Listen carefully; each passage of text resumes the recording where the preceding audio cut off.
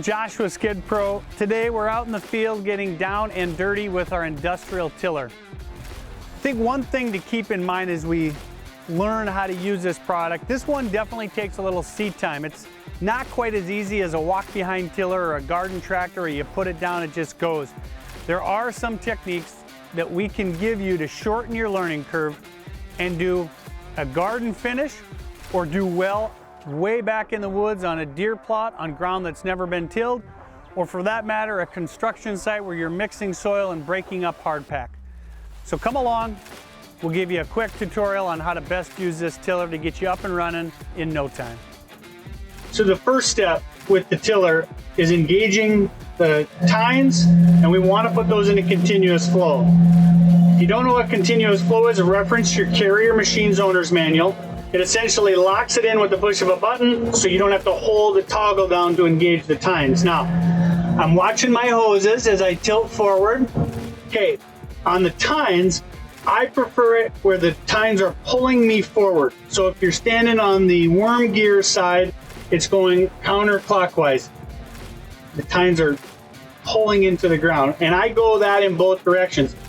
It's a bi-directional tiller, but I still prefer to run it in only one direction. So for the Kubota, I engage my hydraulics. I hit the left circle button. There we go, we're rolling. Now with tines, like tillers on a tractor oftentimes emphasize speed over torque, so they go very fast. Our tines don't go near as fast. Here they are on full throttle at about 26 gallons a minute.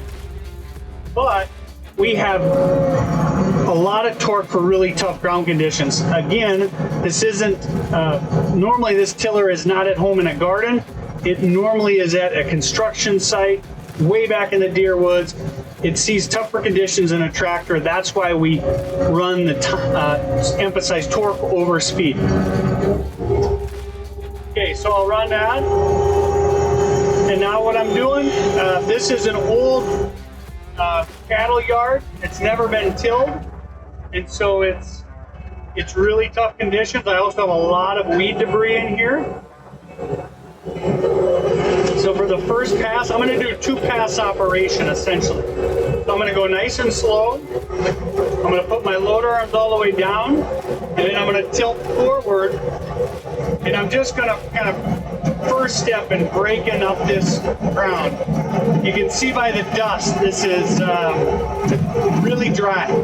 So not only am I in packed ground with weeds and debris, I'm dealing with really dry conditions. This is about as tough conditions as you'll see. Later, we'll go ahead and re-till something that's been tilled, and you can see the big difference that makes.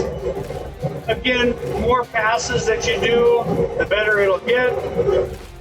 I prefer to try to get it in two passes.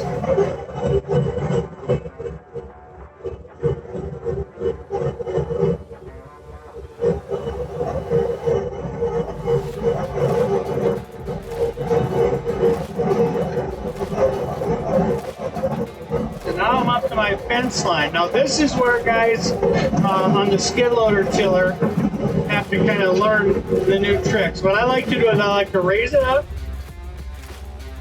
my loader arms quite a bit. Now I'm tilting forward. I'm putting that front lift almost right into the ground. There I can feel it, and I'll back it off a little. Okay? And I'm doing this for a couple of purposes. One, I'm getting more hits at that ground inside the tiller cavity. So I'm getting more hits with the tine. I'm doing a better job of mixing.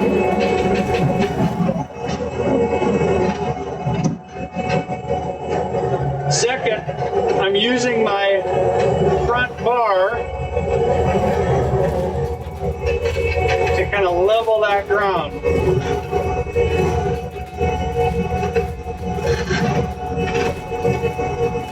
Another helpful hint, if your machine has snail mode, I would highly suggest it. Snail mode really helps, so you're not jerky on the throttle. Bobcats, cats have it. The Kubota does not, so you'll notice I'm a little jerky, but that's the nature of being at full throttle.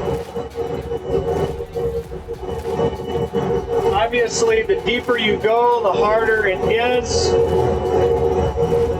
And the more you gotta go nice and slow and give it the time you need. I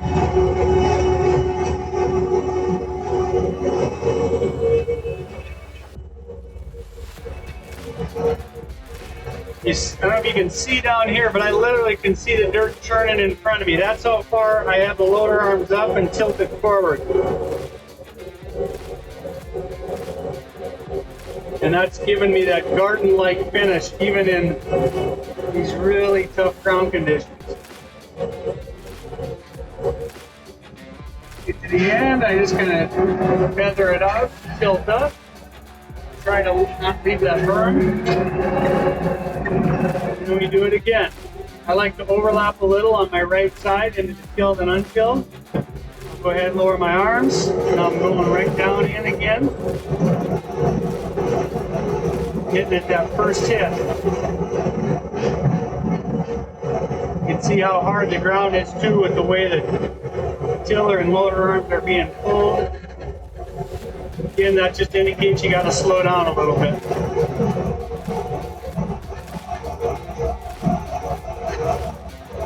You can kind of hear that whine. That's that worm gear. That's normal and okay. There's nothing to worry about there. So you can see, even in really tough soils, we can get a garden-like finish in only 2 passes. The Industrial Skid Pro Tiller is a great tool for construction, to hunting and deer plots, to even home use and property use. We hope this video helped shorten your learning curve, and as always, better products, better service, happier customers.